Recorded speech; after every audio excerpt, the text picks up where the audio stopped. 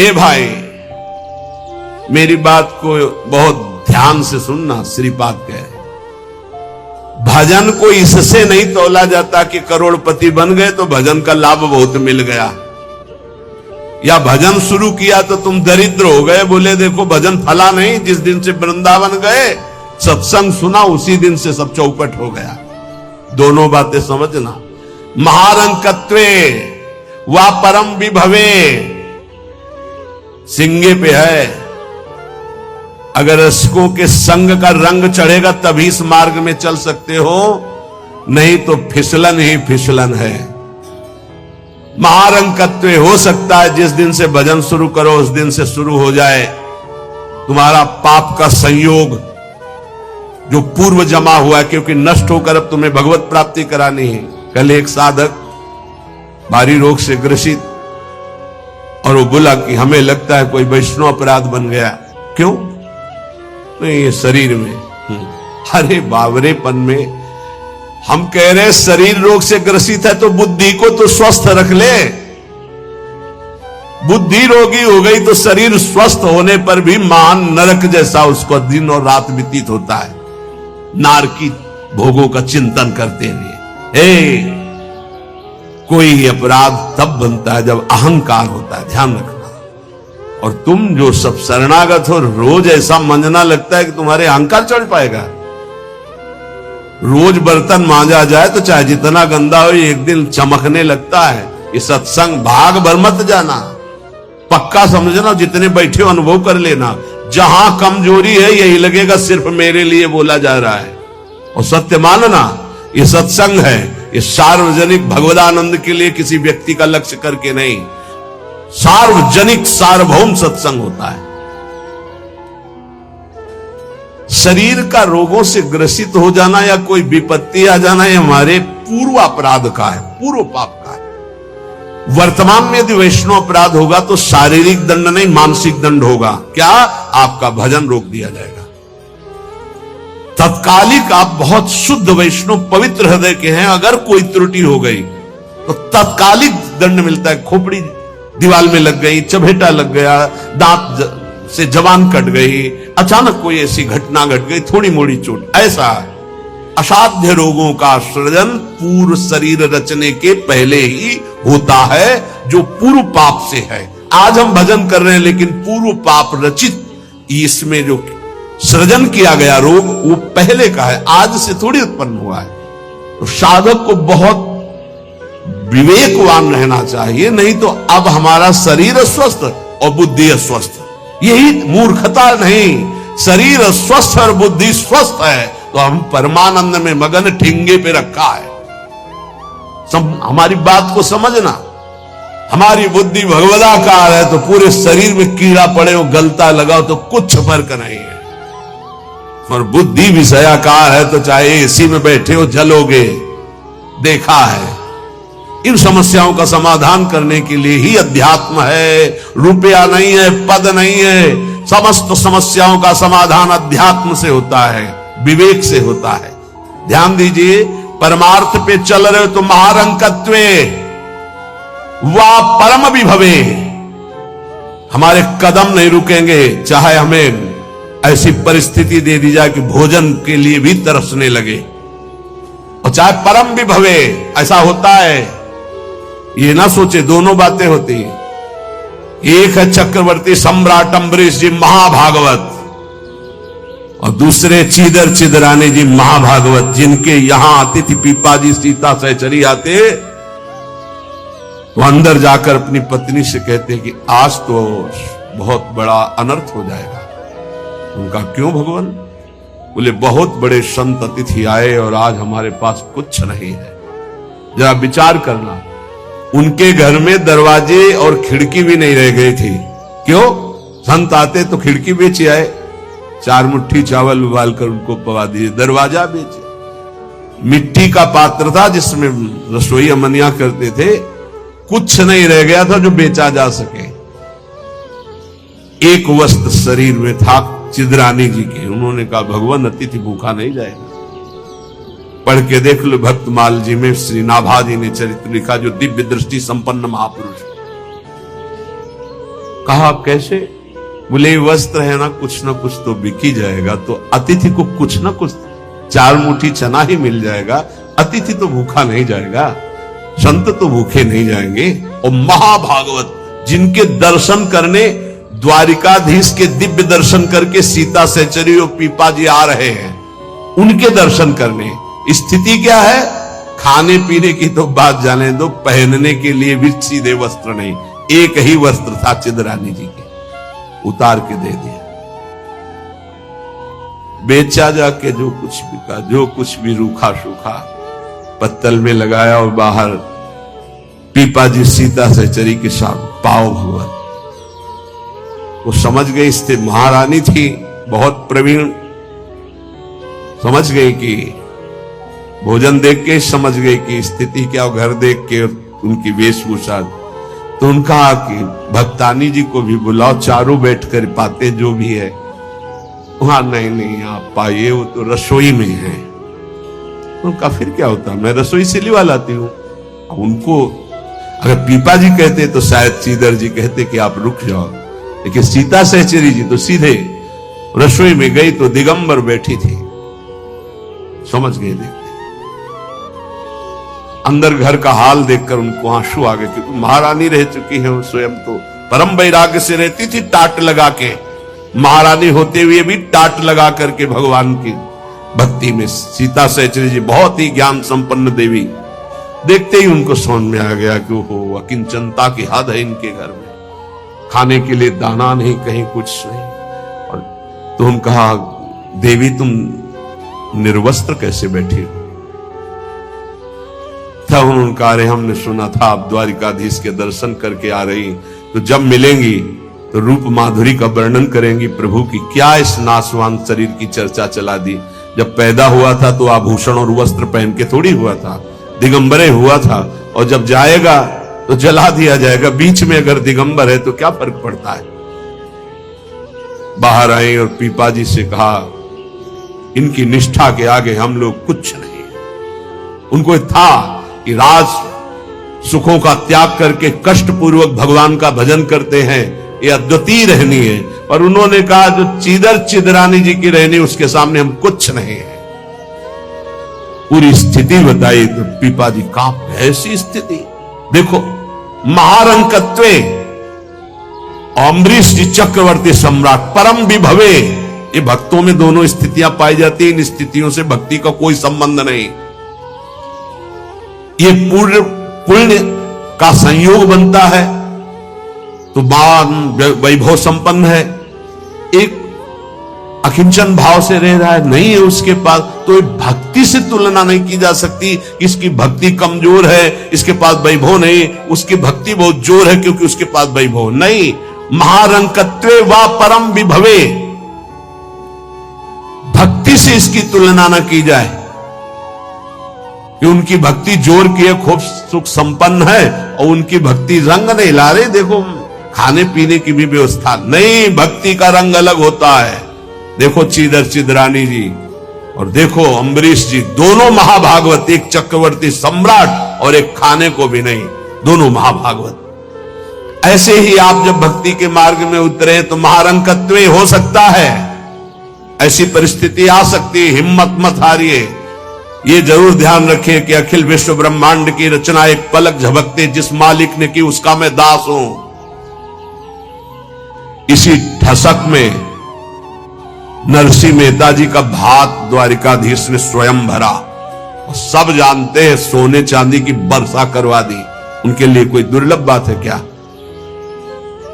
वाह बहुतरे सुखे वा दुखे, भक्ति मार्ग में चल रहे तो हो सकता है सुख विधान चालू हो जाए, हो सकता है दुख विधान चालू हो जाए। ये बीमारी, ये परेशानी, बहुत इसमें हिम्मती चाहिए और सत्संगी चाहिए, तभी आप निकल पाओगे, नहीं तो फिसल जाओगे पक्का। ये मार्ग परम पद का है, 84 लाख योनियों से मुक्त होना खिलवाड़ नहीं है। इस जेल से भागने के लिए कोई भी दरवाजा नहीं, एकमात्र मनुष्य दे, और मनुष्य दे सत्संग के द्वारा इससे निकल सकते हो, अन्यथा कोई उपाय नहीं। साधन को हरिभजन है, कै सत्संग सहाय।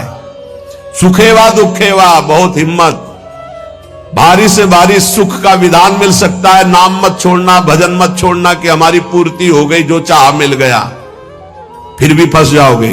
और दुखेवा, अरे जब से भजन शुरू किया बड़ा दुख आना शुरू हो गया। नहीं, ये मार्ग की सुख दुख वृत्तियां, इनमें अपने परमार्थ को मत रोक देना, आगे बढ़ो। एक आगे ऐसा स्थान है जो सुख दुख दोनों से परे महान परमानंद स्वरूप है।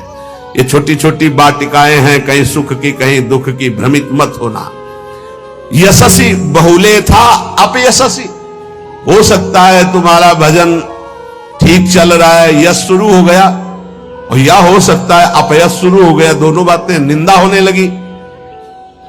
तो यश होने लगे तो उसमें खुशी नहीं मनानी, और अपयश होने लगे तो दुखी नहीं होना। वैसे अच्छी बात यह है कि अपयश होने लगे तब खुशी होना चाहिए। बड़ी कृपा हरि की, अब कोई प्रणाम करने नहीं है। राधे श्याम जी धर्म मनावे चले जाओ, कोई नहीं देखेगा। जब कबीरदास जी ने देखा कि बहुत यश हो रहा है, तो संतों की युक्तियां होती हैं। काशी की एक वैश्या के पास गए, वैश्या ने देखा कबीरदास जी आए, खड़े हो गए, प्रणाम किया। महाराज पहली प्रार्थना कि आप जल्दी यहां से निकल जाओ। उनका क्यों? अरे बोले इस गली में खड़े होने का मतलब है कि निंदा होना। आप महान संत हैं, आप यहां खड़े भी होंगे तो आपकी निंदा।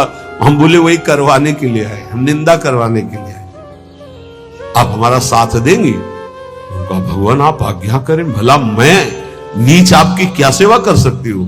बोले गले में हाथ डाल के पूरी काशी में घूमना है। बोले महाराज कोई पानी नहीं पूछेगा आपको। बोले यही चाहते हैं। बोले भी जैसी आपकी इच्छा। गंगा जल भरा, थोड़ा रंग वंग डाल के, एक हाथ में गंगा जल की बोतल, दूसरे हाथ में वैश्या। अरे बोले देखो देखो, दूसरे दिन से कबीरदास जी की कुटिया शांत, कोई प्रणाम नमस्कार नहीं। अरे हम जानते थे, कुछ तो कहते हम जानते थे पहले से, असलियत तो यही है। और कुछ कहते यार कुछ तो गड़बड़ है, ऐसे महात्मा तो नहीं है। फिर भी जो कुछ श्रद्धा रखते थे वो इस बात से नहीं गए कि ठीक है अच्छे हैं पर ऐसा कैसे कर सकते हैं, छोड़ो यार। वहां कोई प्रणाम नहीं, बड़े चैन से भजन करने लगे। युक्तियां संतों की होती, पर वो युक्ति सिद्ध ही करे, जीना मुश्किल हो जाएगा अगर हिम्मत नहीं है, भगवत प्राप्त नहीं है। सिद्धों की बात है, उपद्रव न करे कि अब हम भी कुछ थोड़ा ऐसा कर पिट जाओगे। हाँ, सिद्धों की बात अलग है। फिर राजा को अश्रद्धा हुई तो चमत्कार भी उनके जीवन में था ऐसा कि दिखाया, होश उड़ गए। तो कहा भगवान वो, बोले वो जन साधारण की आंखों में धूल डालने के लिए बहुत एकत्रित हो गए, भजन में बड़ा विघ्न पड़ने लगा। यशस्वी बहुले था अपयशस्वी। देख लो भक्ति का मार्ग, आप खिलवाड़ मत समझो। महारंकत्वे व परम विभवे, मेरे कदम नहीं रुकेंगे, चाहे भिखारी बना के रखो, चाहे चक्रवर्ती राजा बना दो। बहुतरे सुखे व दुखे व, भारी सुख दे दो या भारी दुख दे दो, कदम नहीं रुकेंगे आपकी तरफ से।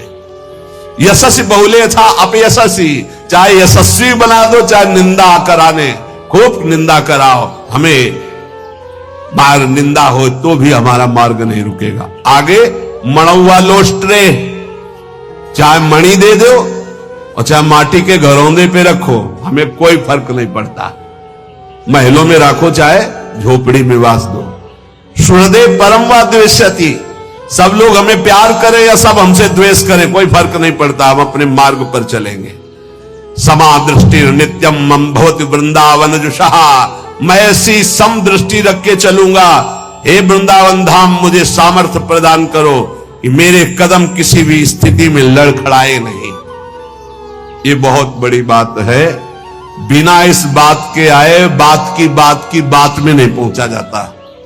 ये बहुत हिम्मत की बात है। इस शूरवीर का मार्ग है। दुख आवे या सुख, संपत्ति आवे या विपत्ति, यश आवे या अपयश, महलों में रखे चाहे झोपड़ी में, हर स्थिति में हमारी भक्ति में कभी नहीं होने वाली, ये निष्ठा रखे।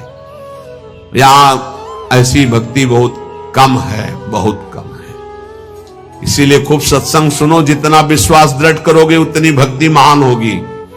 बिन विश्वास भगति नहीं ते बिन द्रवहि न राम, और राम कृपा बिन सपने जीव न लह विश्राम। हित ध्रुव जो विश्वास है तब ही सुधरे बात, ना तरु माया पंथ में फिरे जो टक्कर खात। और ये स्थिति समत्व की तभी आती जब इष्ट में ममत्व हो जाता है कि अब आपको नहीं छोड़ सकते, चाहे जो कुछ हो जाए प्रभु, चाहे जैसी परिस्थिति हो। संतों की वाणी, इष्ट में अपने सुदृढ़ अनन्यता हो जाना। राधा वल्लभ ध्यान धरोउर, राधा वल्लभ इष्ट हमारे, राधा वल्लभ नाम जपो नित, राधा वल्लभ ही में धारे।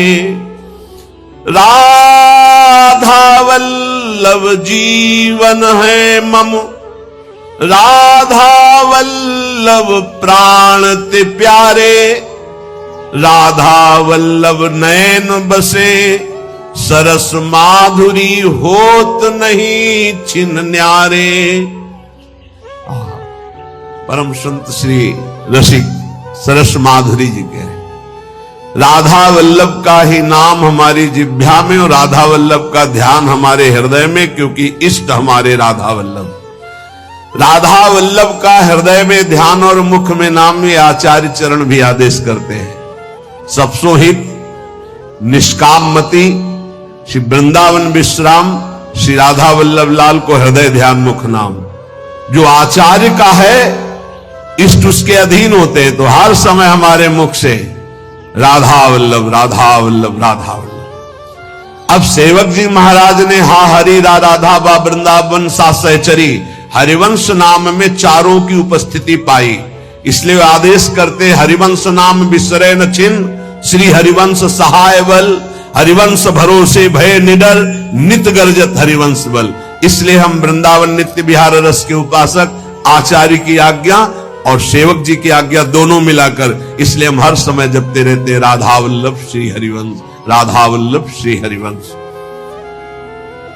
इष्ट से हमारा इतना अपनापन हो जाए कि शरीर की परिस्थिति, कल हम किसी उपासक से कह रहे थे कि एक बार 24 घंटे में बैठ करके विचार करो, तुम्हारी दोनों आंखें फूट जाएं तो सोचो कैसा लगेगा। सोचो कैसा लगेगा, भय लगता है ना। तुम्हें कैंसर हो जाए तो कैसा लगेगा। अभी रिपोर्ट आ गई आपकी कैंसर है, बचने की संभावना है, अब कैसा लगेगा। किडनी फेल हो रही है, अब कैसा लगेगा। दिल में समस्या आ रही है, फेल होने वाला है, अब कैसा लगेगा। वो पहले ही सोच लो, पहले तैयारी कर लो, तो जब रिपोर्ट कभी आएगी तो तुम पहले से तैयार रहोगे। और जब ये सोचोगे तो प्रियालाल से अपनापन जल्दी हो जाएगा कि यार सब धोखे का शरीर कभी छूट सकता है। यही चिंतन घोर वैराग्य में हमको जिलाया, यही चिंतन संसार से बिल्कुल अलग रखा, यही चिंतन सब संबंधों की धज्जियां उड़ा दी कि जब इसी का भरोसा नहीं तो किसका भरोसा करें। क्योंकि ऐसे तो उपासक को बहुत मगन होकर साधन में लगते देखते हैं, जब शरीर बीमार होता है तब जो चेहरे का रंग उतरता है वो हमें अच्छा नहीं लगता। बहादुर होके मरने के लिए नहीं आए हो क्या। वृंदावन काहे के लिए आए हो। यहां जानते हो काहे के लिए आया जाता है। यहां मरने के लिए आया जाता है। मन मरा तन मरा सब मरने के लिए। मनई मारी तनहारी के वृंदावन में गाज। यहां चिदानंद रूप में हमें स्थित होना है, जिसमें कोई जुकाम बुखार किडनी लीवर है ही नहीं। ये सब नहीं है। खूब मीठा खाओ शुगर नहीं होगा, खूब पकवान खाओ लीवर नहीं खराब हुआ ही नहीं लीवर है। और खूब मिलता है 56 प्रकार के भोग। कहां श्री जी का उच्छिष्ट, श्री जी के समीप। अरे तभी तो कह रहे खूब नाम जप करो। ये तो बहुत घटिया शरीर है, बहुत घटिया शरीर है। और ऊपर से मार इसे सजाए हो, नहीं सजाए, इतना गंदा है। हम इसलिए कह रहे इसे थोड़ा वैराग्य धारण करो। कौन सा बढ़िया है, कौन सा बढ़िया इसमें है। क्या है इस शरीर में जो बहुत प्यार कर रहे हो। बस चमड़ी का ऊपर खेल है। तो अज्ञानी पुरुष चमड़ी से प्यार करता है, ज्ञानी पुरुष तो तत्व से प्यार करता है। शरीर बीमार हो गया तो तुम बीमार हो गए क्या भैया, पर चेहरा उतर जाता है। ये हमको अच्छा नहीं लगता। चेहरा प्रसन्न होना चाहिए कि अब जाने का नंबर आ रहा है, खुशी होनी चाहिए। जैसे नौ विवाहिता और गमन हो रहा है उसका अपने पति से मिलन के लिए, तो कैसा अपने परिवार को थोड़ा वियोग तो होता है, रोते मां से बकाया अंदर बड़ी खुशी रहती है। हाँ, यद्यप हम सबको बहुत प्यार करते हैं, रोएंगे नहीं, हमारा भाव खराब हो जाएगा। हमारा रोना श्री जी के लिए होगा। जब उपासक को देखते कि अमुक रोग और चेहरा उतर गया तो लगता है कि नहीं यार, सिंह का बच्चा नहीं है तू, प्रेमानंद का बच्चा होकर के तू उदास हो जाए। नहीं यार, फांसी का भी अवसर आने पर हमारे देशवासियों ने जय हिंद बोलकर फांसी चढ़ाई है देशभक्ति में। फिर तुम श्यामा श्याम के भक्त हो, शरीर रोगी हो गया तो मुस्कुराओ, उछलो उछलो, नाचो बाके कि जाना है श्री जी के पास यार। अब तो हमें लगता है सर्टिफिकेट बढ़िया बन, बोले कैंसर ठीक हो गया तो उदास हो जाओ, पास रोक दिया गया क्या कुछ दिनों के लिए? हम तो सोच रहे थे जल्दी मिलेंगे। ऐसा ही होना चाहिए, जब रोग बढ़े और जाने की बात आवे तो खुशी मनावे कि श्री जी के पास जाना है। लेकिन श्री जी के पास जाने के तो तुमने सोचा ही नहीं था, इसीलिए तुम उदास हो गए। इस सत्संग को समझो, रोज अपने अंदर कोई ना कोई विचार करो कि अगर किडनी फेल हो गई तो, अगर दिल फेल हो गया, ये सब फेल होने वाले हैं तो तुम्हारा दिमाग सही रहेगा। नारायण स्वामी कहते हैं जो दो को याद करता है वो आगे बढ़ जाता है। एक तो श्री भगवान को मत भूलो, दूसरे मृत्यु को मत भूलो। मरना है, काहे को पाप कर रहे हो, काहे को उद्दंडता कर रहे हो, अधर्म आचरण कर रहे हो, जाना है यहां से।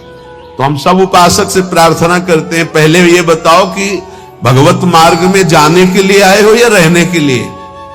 जाने के लिए आए हो ना। कहां? श्री जी के पास। तो अगर बुलावा कैंसर रूप में आए तो उदास क्यों हो रहे हो? कैंसर सर्टिफिकेट है श्री जी से मिलने की, किडनी फेल सर्टिफिकेट है। ऐसा नहीं, सिंह के कभी सिंहार नहीं पैदा होते। भगवत मार्ग के साधकों के अंदर कभी एक कायरता, मृत्यु का भय नहीं आता।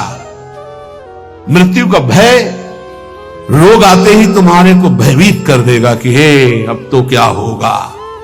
अरे अब वही होगा जो हम चाह रहे थे, अब श्री जी मिलेंगी पक्का। मस्ती छानी चाहिए, नाचना चाहिए श्री जी के पास। श्री जी से प्रेम नहीं है, शरीर से प्रेम है, सच्ची मानना। और ये हो गया रोगी तो अब चेहरा उदास हो गया, क्यों? क्योंकि गया हमारा सुख, यही सुख था हमारा।